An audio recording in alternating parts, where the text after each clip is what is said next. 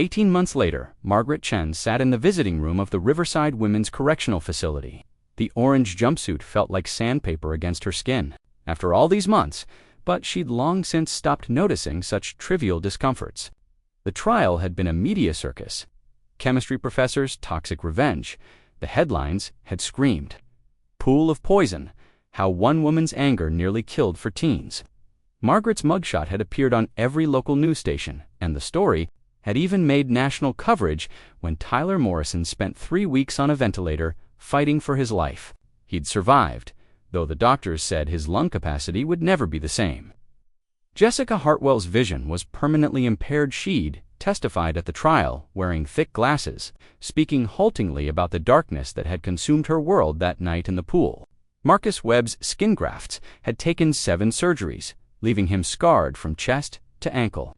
Only Danny Kovac had escaped with relatively minor injuries, though the psychological trauma of watching his friends suffer had required months of therapy. Margaret had been sentenced to 12 years for aggravated assault with a deadly weapon, reckless endangerment, and 4 counts of battery. The attempted murder charges had been dropped as part of a plea agreement. Grandma Margaret. Emma stood in the doorway, hesitant and thin, her chemistry textbooks clutched against her chest. She'd grown up too fast in the past year and a half, her childhood innocence shattered by the revelation that her beloved grandmother was capable of such calculated cruelty.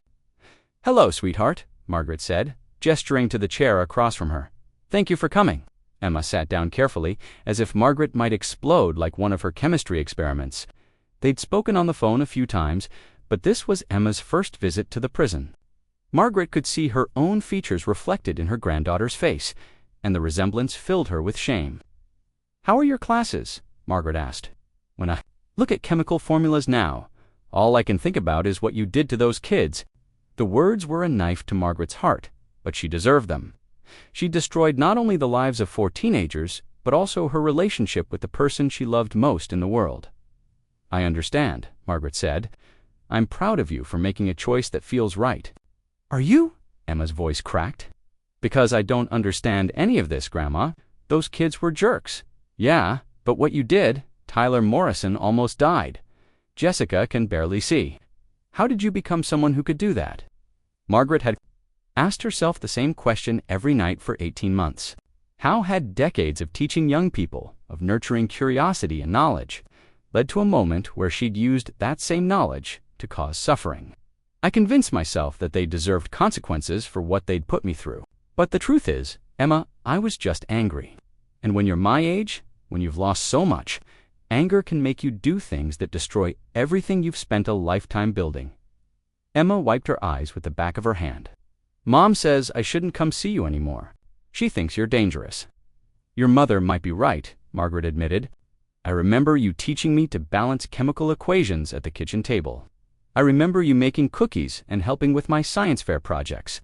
How can the same person who taught me about molecules and compounds be someone who hurt people like that?" Margaret reached across the table and touched Emma's hand. "Because people aren't chemical equations, sweetheart. We can't predict how we'll react under pressure. I thought I was strong enough to handle harassment and frustration. I thought I was better than the anger that was building inside me. I was wrong." They sat in silence for several minutes, the weight of everything that had been lost hanging between them like a toxic cloud.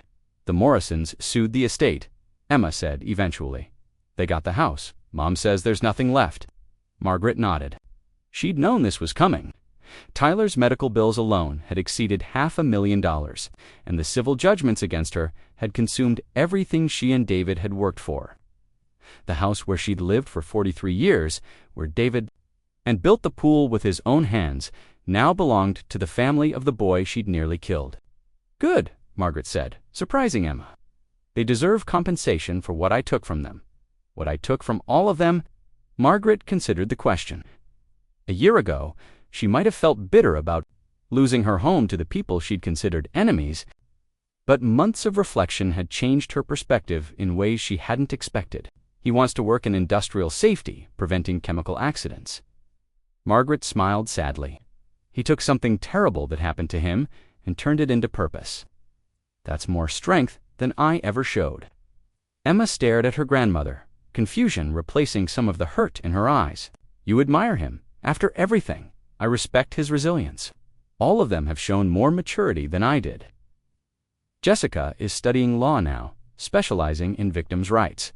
Marcus is working with burn survivors, using his experience to help others heal. Even Danny, who had the least physical damage, has become an advocate for restorative justice programs. And you, at the guards and the other inmates, and the institutional beige walls that would be her world for the next decade, I'm learning that knowledge without wisdom is dangerous. I had all the education in the world, but I never learned the most important lesson, that our pain doesn't justify causing pain to others. Emma's tears started again, but they seemed different, now less angry, more grieving. I miss you, Grandma. I miss who you used to be. I miss her too, Margaret said honestly. But maybe this is who I needed to become to understand what I'd done. Maybe this is the only way I could learn to be sorry for the right reasons. As visiting hours ended and Emma gathered her books to leave, she hesitated at the door. Will you be okay in here? Margaret looked at her granddaughter, brilliant, compassionate. I'm teaching a GED chemistry class to the other inmates, Margaret said. Basic stuff, but some of these women never had the chance to finish their education. I'm trying to use what I know to help instead of hurt. Emma nodded, and for the first time since the arrest, she smiled at her grandmother. It was a small smile, tentative and sad, but it was real. Maybe, Emma said quietly, that's how you find your way back. After Emma left, Margaret returned to her cell and sat on her narrow bunk, staring at the chemistry textbook she'd been using to prepare lessons for her students. The same knowledge that had enabled her revenge was now helping women who'd made their own mistakes find a path toward something better. She opened the book to a chapter on chemical equilibrium, the balance point, where opposing reactions occur at equal rates, creating stability from chaos. But she was only now learning to apply them to the human heart. Some reactions, once started, couldn't be stopped or reversed. The damage she'd caused would echo through the lives of 4 young people forever. Toward healing, Margaret was discovering that even the most toxic reactions could eventually reach a new equilibrium. It would take time, years of it, more time than she might have left. But in teaching others, in using her knowledge to build rather than destroy, Margaret Chen was slowly transforming from the monster she'd become back into the woman she'd once been.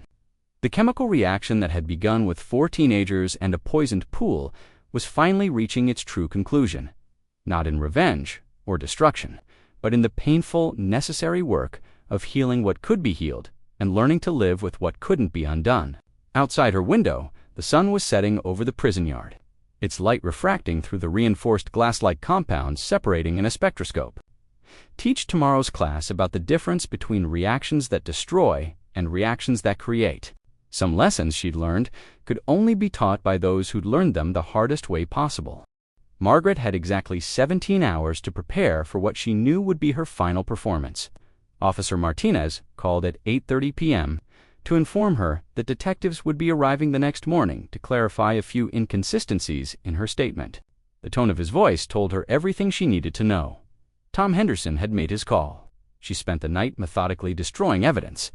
The notebook with her chemical calculations went into the fireplace, along with her printed emails from Dr. Patricia Vance about chemical burns.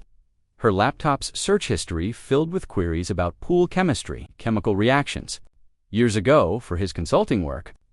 By dawn, Margaret had transformed her basement laboratory back into David's workshop, storing her chemistry equipment in boxes labeled Christmas decorations and old teaching materials. If the police obtained a search warrant, they'd find nothing more incriminating than pool maintenance supplies and her deceased husband's woodworking tools. At 9:15 a.m., Detective Sarah Chun, no relation, despite the shared surname, arrived with Martinez and a forensics technician. Margaret noted the irony that a Detective Chen would be investigating her case, but she was beyond caring about cosmic jokes. Mrs. Chen, we need to revisit some details about the night of the incident, Detective Chen said, settling into Margaret's living room with a digital recorder. There seemed to be some discrepancies in your previous statements. Margaret had prepared for this moment. Of course, Detective, I'm as eager as anyone to understand what happened to those poor children. Let's start with the pool service. You told Officer Martinez that Henderson Pool and Spa serviced your pool on the day of the incident. Tom Henderson says that's not true. Then someone impersonated his company, Margaret replied smoothly. I have text messages confirming the appointment. Detective Chen held out her hand. Margaret retrieved her phone and opened the fabricated text thread she'd created. Detective Chen examined it briefly, then handed the phone to the forensics technician, who plugged it into a portable analysis device. These messages were created using a spoofing application, the technician said after several minutes. The metadata shows they were generated 2 days ago, not last week, as the timestamps indicate. Margaret felt her carefully constructed world begin to collapse, but she maintained her confused elderly woman facade. I don't understand. Are you saying someone hacked my phone to make it look like I scheduled a service call I didn't actually make? I'm saying you created fake text messages? To support a false story about pool service, Detective Chen replied, the question is why? Margaret's mind raced through her remaining options. She could claim her granddaughter had helped her with the phone and made a mistake. She could insist the messages were real and the technician was wrong. Or she could take the calculated risk she'd been preparing for all night. I've been so ashamed about those children. They terrorized me for weeks. I called for help over and over, but nothing was done. I was desperate. Detective Chen leaned forward. What did you do, Mrs. Chen? I added extra chemicals to my pool. Not to hurt anyone, but to make it uninviting. I thought if the water smelled strongly of chlorine, they'd stay away. I never imagined they'd actually swim in it. I never wanted anyone to get hurt. It was a partial confession designed to minimize her culpability while acknowledging some responsibility. Margaret had calculated that admitting to reckless endangerment might help her avoid charges of attempted murder or aggravated assault. What chemicals did you add? The forensics technician asked. And some calcium powder I found in David's workshop. I thought it would make the water cloudy and uninviting. Detective Chen made notes.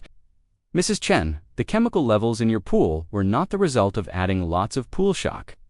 Our analysis shows a sophisticated understanding of chemical interactions designed to cause maximum harm to anyone entering the water. I don't know anything about sophisticated chemistry, Margaret lied. You have a doctorate in organic chemistry from Northwestern University, Detective Chen said, consulting her file. You published 17 papers on reactive compounds and taught advanced chemistry for 30 years. You absolutely know about sophisticated chemical interactions. Margaret realized that her academic background, which she'd hoped would remain hidden, had become the centerpiece of the investigation. My education was a long time ago, she said weakly. Chemical knowledge doesn't expire, Mrs. Chen, and according to Dr. Patricia Vance at St. Mary's Hospital, you emailed her asking about chemical burns just hours before the incident. She says you specifically asked about the effects of chlorine compounds on human tissue. The net was closing around her. Each piece of evidence, another link in a chain she couldn't break. Margaret looked around her living room at the family, photos at David's chair, at the life she'd built over 4 decades, and realized it was all about to disappear. I want a lawyer, she said quietly. Detective Chen nodded. That's your right. The chemical burns damaged his respiratory system more severely than initially thought. If he dies, Mrs. Chen, you'll be facing murder charges. The words hit Margaret like a physical blow. Murder, in all her calculations and planning. She'd convinced herself that the teenagers would suffer temporary discomfort and learn a valuable lesson. She'd never truly considered that her actions might kill someone. Is he going to die? She asked, her voice barely audible. We don't know yet. Marcus Webb has chemical burns on 60% of his body. Danny Kovac is the only one who might recover completely. Margaret stared at the detective, finally understanding the true magnitude of what she'd done. These weren't just consequences for teenage misbehavior. She'd destroyed lives, possibly ended one, and ruined her own in the process. I never meant for it to be that serious, she whispered. But you knew it could be, Detective Chen replied. Your chemistry background, your research into chemical burns, sight of herself in the hallway mirror, the face looking back at her, was that of a stranger, criminal. Margaret Chen, you're under arrest for aggravated assault, reckless endangerment, and attempted murder. If Tyler Morrison dies, additional charges will be filed. As they led her toward the police car, Margaret saw her neighbors watching from their windows and front yards. Nancy Henderson was standing in her driveway, arms crossed, her expression a mixture of vindication and disgust. The Kowalskis were whispering to each other behind their fence. Even old Mr. Peterson, who rarely left his house, had come outside to witness her downfall. Margaret realized that her quest for justice against 4 teenagers had turned her into the neighborhood monster. The cautionary tale parents would tell their children about what happens when anger and intelligence combine in the worst possible way. The chemical reaction she'd started had finally reached its conclusion, and the only thing left was to count the casualties on all sides. Tom Henderson arrived at Margaret's house at 2:30 p.m. with a water testing kit and a frown that deepened when he saw the pool. The water had returned to its normal blue color, but the acrid smell of overchlorination still hung in the air like a chemical ghost. "Mrs. Chen, I've been in the pool business for 23 years, and I've never seen chemical burns like what those kids suffered." He knelt beside the pool and dipped his testing strips into the water. "Chlorine's still at 18 ppm. That's enough to burn skin on contact." Margaret watched him work, her stomach churning with anxiety she couldn't show. Could someone have sabotaged?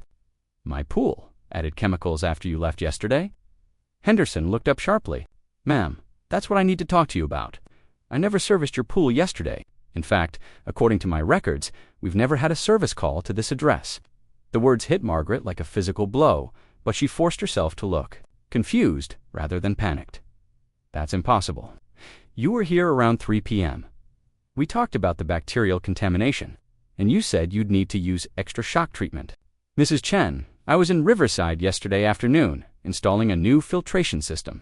I have 3 witnesses and credit card receipts. Whoever told the police I serviced your pool was lying." Margaret's mind raced through her options. She could claim mistaken identity, maybe another pool service company whose employee looked like Henderson. She could feign memory problems, play the confused elderly woman card. Or she could Tom Honey, "Is everything all right out there?" Both Margaret and Henderson turned toward the voice. A woman in her 50s was walking through Margaret's back gate, carrying a casserole dish and wearing a concerned expression.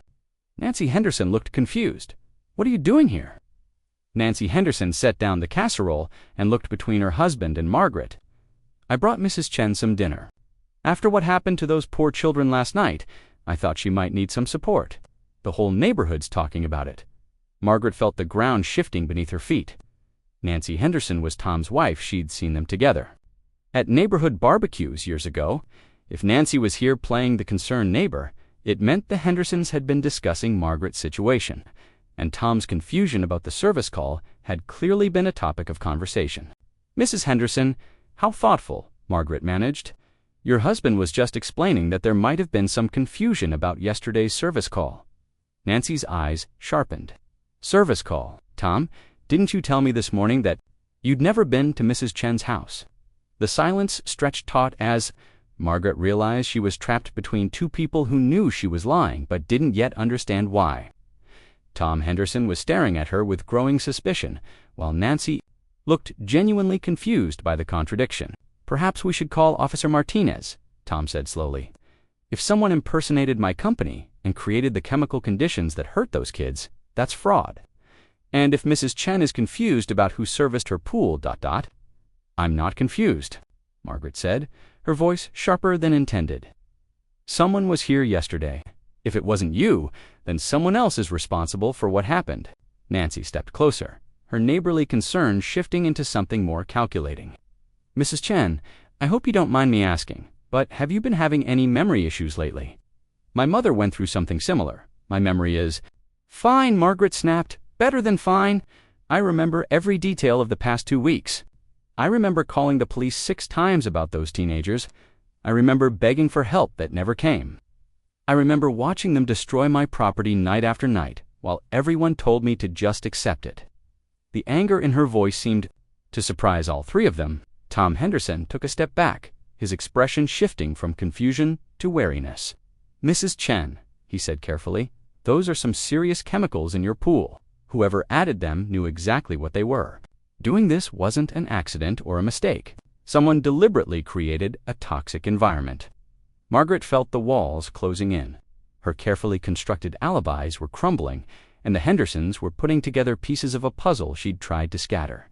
But they still didn't have proof. They had suspicions and inconsistencies, but no evidence that she'd deliberately poisoned her own pool. "Are you suggesting I hurt those children intentionally?" she asked, injecting wounded indignation into her voice. Officer Martinez said this was an accident. A tragic accident caused by trespassing teenagers and unfortunate timing. "Martinez doesn't know what I know," Tom replied. "He doesn't know that no legitimate pool service would create those chemical conditions, and he doesn't know that I never serviced your pool." Nancy pulled out her phone. "Tom, we need to call the police. If Mrs. Chen is confused about what happened, she needs help. And if she's not confused, if I'm not confused, then what?" Margaret's composure finally cracked. "Then what, Nancy? You think a 72-year-old woman masterminded some elaborate plot to hurt a bunch of kids?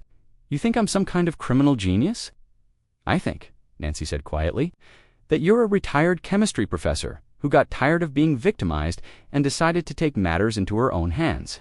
The words hung in the air like a chemical reaction, reaching its tipping point. Margaret stared at Nancy Henderson, realizing that her neighbor knew exactly who she was and what she was capable of. The concerned casserole delivery had been reconnaissance, not kindness. "You can't prove anything," Margaret said, her voice barely above a whisper. Tom Henderson held up his testing strips. These chemical levels didn't happen naturally.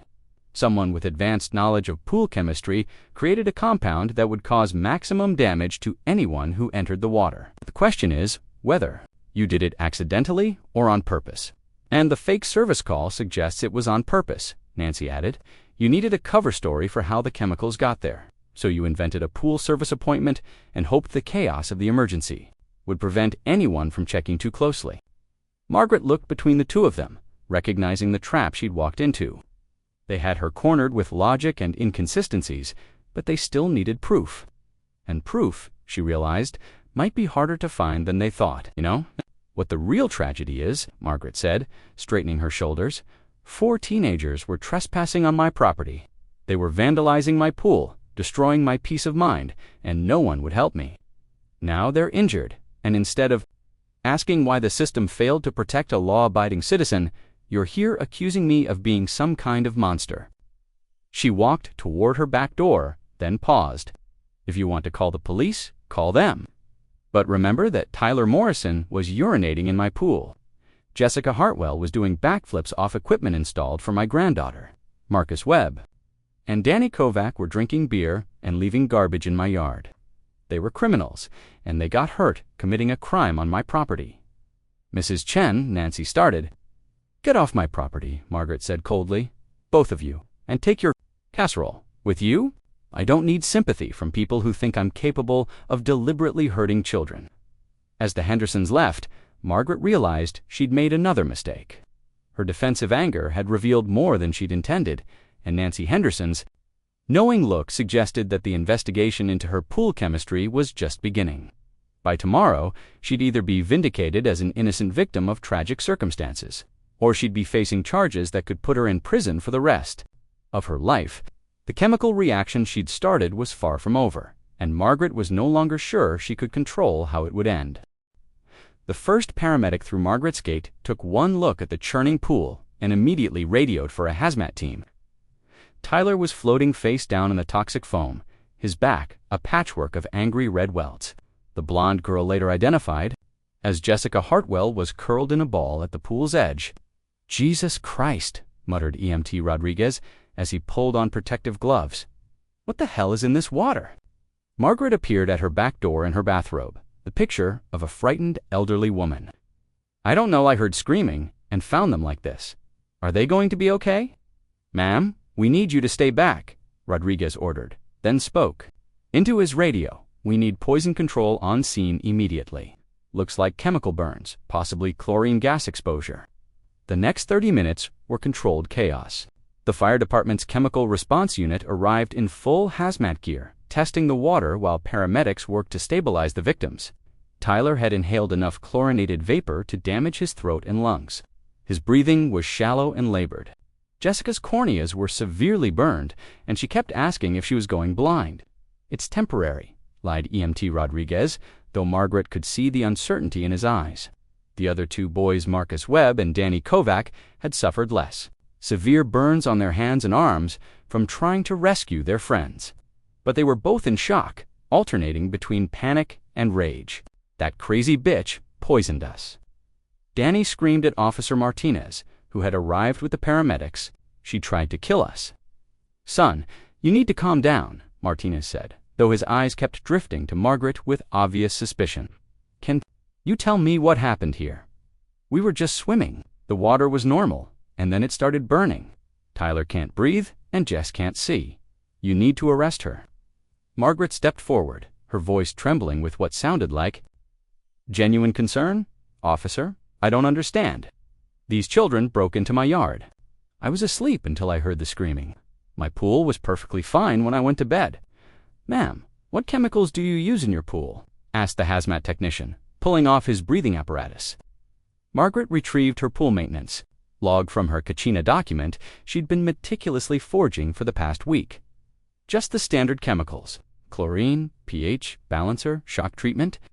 I had the pool serviced yesterday by Henderson Pool and Spa. Everything was normal. The technician frowned as he read his water analysis. Chlorine levels are at 22 ppm. That's toxic. pH is 6.1, which would cause severe skin irritation. And there's calcium hypochlorite at concentrations I've never seen in a residential pool. That's impossible, Margaret said, injecting just the right amount of confusion into her voice. Could someone have tampered with it? Added something to the water? Officer Martinez was writing furiously in his notebook. The question of how. The chemicals had reached toxic levels was clearly bothering him, but the evidence was undeniable, for teenagers had trespassed on private property and suffered the consequences of swimming in contaminated water. As the ambulances pulled away Tiller and Jessica to the intensive care unit, Marcus and Danny to the emergency room, Margaret found herself alone with Martinez and the hazmat technician. Mrs. Chen, I need to ask you some difficult questions, Martinez said. Have these kids been trespassing before? Margaret sighed heavily. Officer, I've called your department 6 times in the past 2 weeks. I have the incident numbers if you'd like them. Those children have been using my pool as their personal playground. I've begged for help, but nothing was ever done.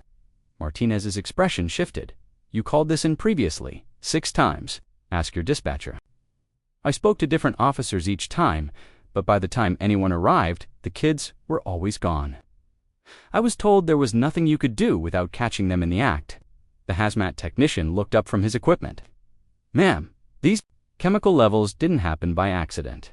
Someone added a massive amount of pool shock and calcium compounds to this water. When did you say you had the pool serviced? Yesterday afternoon, Henderson Pool and Spa. Tom Henderson himself came. Out around 3 p.m., Margaret pulled out her phone and showed them a fabricated text message thread she'd created using a spoofing app. The messages showed Tom Henderson confirming the service appointment and mentioning that he'd need to shock the system pretty hard to fix a bacterial imbalance. Martinez called Henderson Pool and Spa. Margaret held her breath as she listened. To his half of the conversation, Mr. Henderson.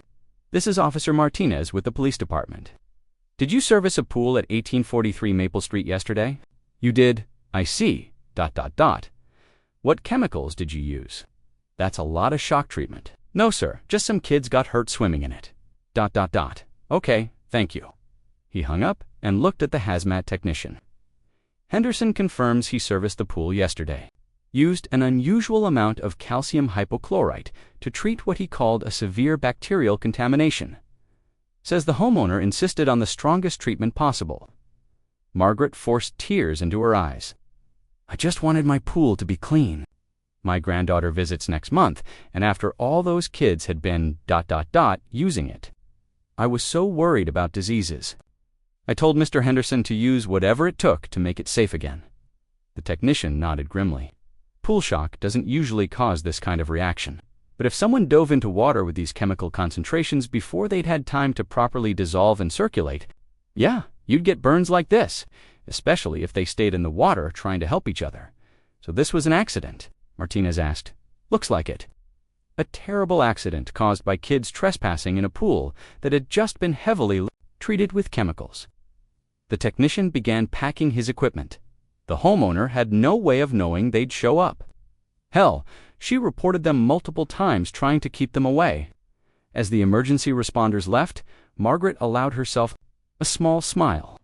Phase 5 had worked perfectly. She'd anticipated every question, prepared every answer, and created a paper trail that painted her as the victim of both teenage trespassing and tragic circumstance. Her phone rang at 6:47 a.m. The caller ID showed Henderson Pool and Spa. Mrs. Chen. "Are you all right? I heard some kids got hurt in your pool."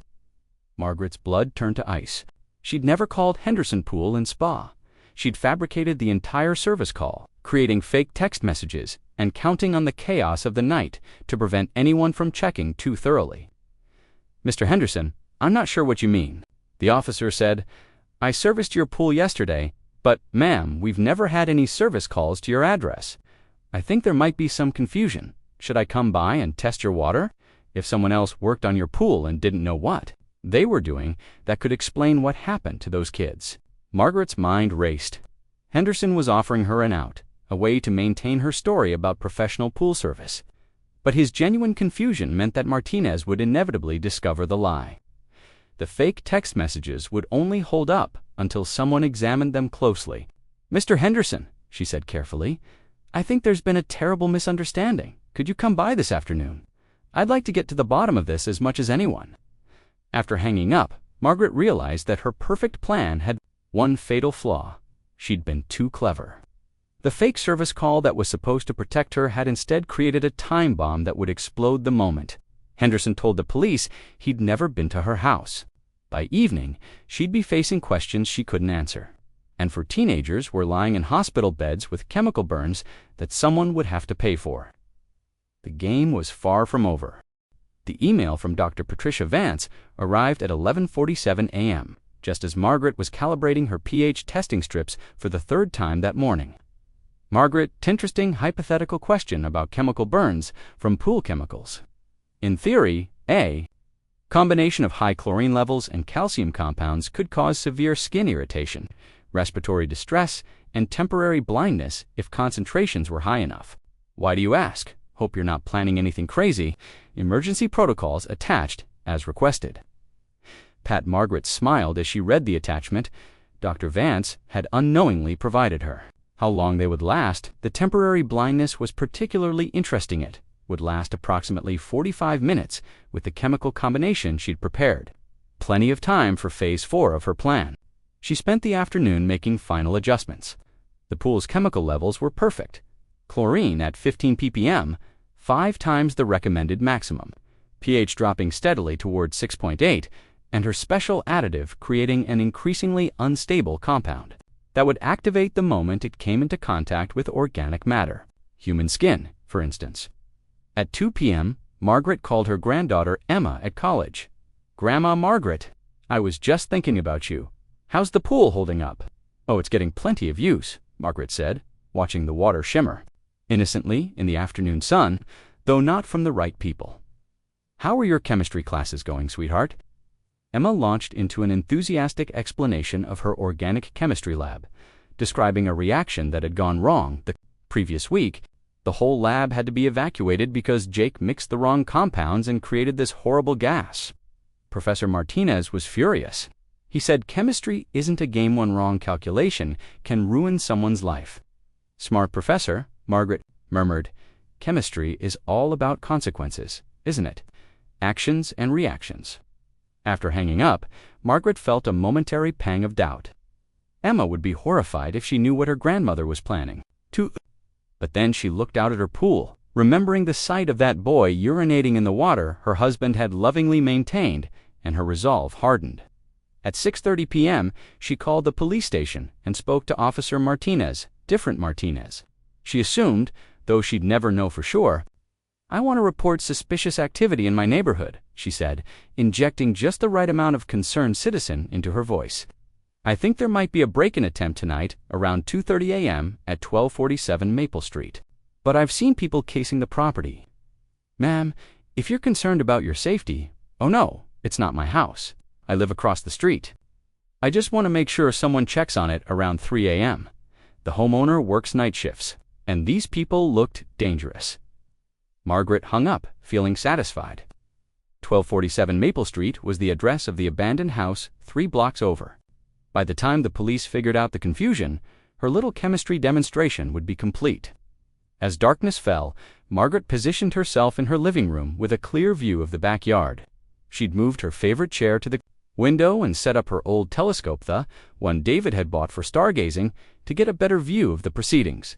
On the coffee table beside her, she'd arranged her phone, her notebook with the chemical calculations, and a stopwatch. At 10:47 p.m., her doorbell rang. Margaret's heart hammered as she peered through the peephole, maybe 25, wearing a police uniform. Not one of the teenagers, but someone official-looking enough to make her nervous. She opened the door cautiously. "Yes, Mrs. Chen. We received a report about suspicious activity in your neighborhood. Have you noticed anything unusual lately?" Margaret's mind raced. This wasn't part of her plan. Suspicious activity. Someone called in a tip about potential break-ins, said they'd seen people casing properties around here. "Have you had any problems with trespassers or vandalism?" For a moment, Margaret considered telling him everything. The weeks of harassment, the police department's indifference, her neighbor's apathy, prepared, waiting for its unwitting test subjects. "No officer, nothing at all. This is a very quiet neighborhood." Rodriguez nodded, but his eyes were sharp. "Mind if I take a look around your backyard? We want to make sure everything's secure?"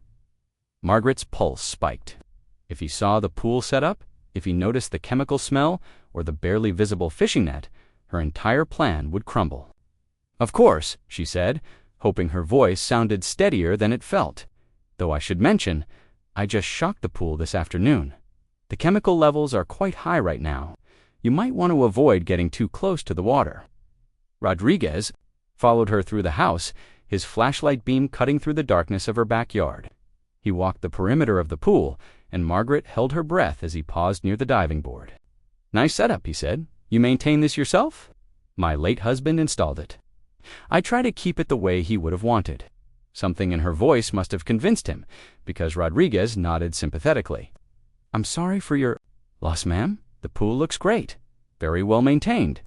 After he left, Margaret collapsed into her chair, adrenaline making her hands shake. That had been too close. But now she had an unexpected advantage. The police had already been to her house. If anyone called to report screaming or strange activity later, at 2:15 a.m., Margaret heard the familiar sound of voices approaching her backyard. She adjusted her telescope and watched as 4 figures scaled her fence with practiced ease. The same, for as always, the blonde girl with the piercings, the tattooed boy, a redhead with a mohawk, and a skinny kid who looked younger than the others. They stood at the edge of the pool, and Margaret could hear their voices clearly through her open window. "Water looks weird tonight," the redhead said, peering into the depths. "It's just the moon," the blonde girl replied. "Come on, Tylers. Parents are in Cabo for another week. We can party here until dawn." Tyler, the tattooed boy, was already stripping off his shirt. Last one in buys the next case. Margaret started her stopwatch as Tyler took a running leap toward the diving board. The moment his feet hit the water, the chemical reaction began. Within seconds, the pool erupted in a churning mass of foam and bubbles, the carefully balanced compounds creating a violent effervescence that would make the water feel like acid against exposed skin, of agony as the chemicals bit into his flesh. The fishing net tangled around his legs as he thrashed, pulling him deeper into the toxic foam. The blonde girl dove in to help him, then immediately began shrieking as the chemicals attacked her eyes and skin. Margaret watched through her telescope as chaos consumed her backyard. The redhead and the younger boy were screaming at their friends to get out, but every time they tried to pull them from the water, the chemicals burned their hands. The blonde girl was clawing at her face, her eyes streaming as temporary blindness set in. Phase 4 was working perfectly. Margaret picked up her phone and dialed 911, injecting panic into her voice as she spoke to the dispatcher. "There are people in my pool. They're screaming. I think they're drowning. Please send help to 1843 Maple Street immediately." As sirens wailed in the distance, Margaret Chen sat in her living room, watching for teenagers learn the most important a lesson of their lives. Every action has an equal and opposite reaction, and some reactions are more painful than others. The security camera footage shows them laughing as they dive into her pristine pool for the 7th night in a row. What they don't see is Margaret Chen watching from her kitchen window, her weathered hands gripping a chemical testing kit. By morning, their laughter will turn to screams.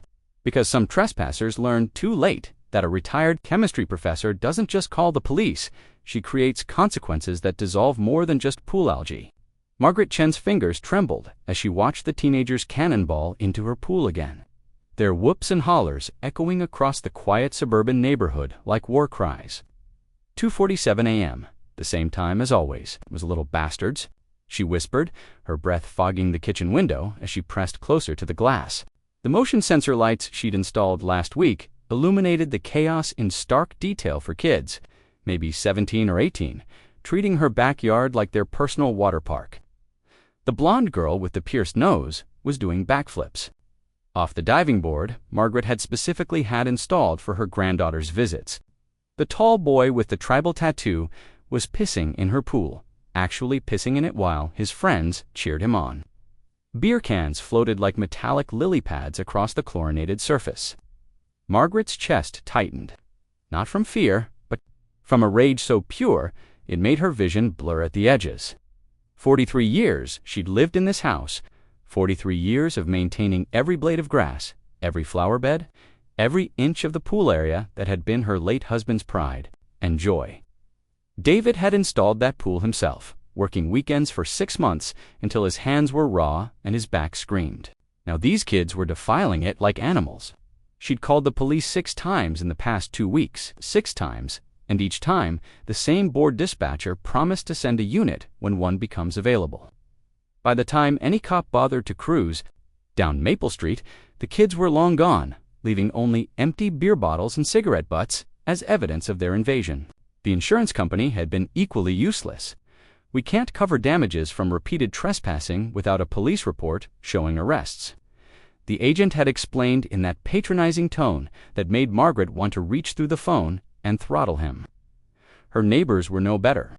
The Hendersons had actually had the nerve to suggest she was overreacting when she'd knocked on their door at 3 a.m. last Tuesday, soaking wet and livid after finding the kids using her pool skimmer as a beer bong. Boys will be boys, Margaret, Henderson had said, standing in his doorway in his ridiculous silk pajamas. Maybe you should just invest in a better fence. A better fence. As if the 8-foot privacy fence she'd installed last month hadn't been expensive enough. These little psychopaths had found a way to scale it anyway, probably using the oak tree that hung over from the Murphy's yard. Margaret watched the tattooed boy grab the blonde girl around the waist and spin her through the water. They were laughing, having the time of their lives, while her property value plummeted and her peace of mind evaporated like chlorine in the sun. Something inside her snapped. She turned away from the window and walked to her basement, her slippers silent. On the hardwood floors, the basement was David's old workshop, largely unchanged since his death 3 years ago. But in the corner, behind his dusty table saw, Margaret had created her own workspace. 3 decades of teaching organic chemistry had left her with an impressive collection of reference materials and a very specific skill set.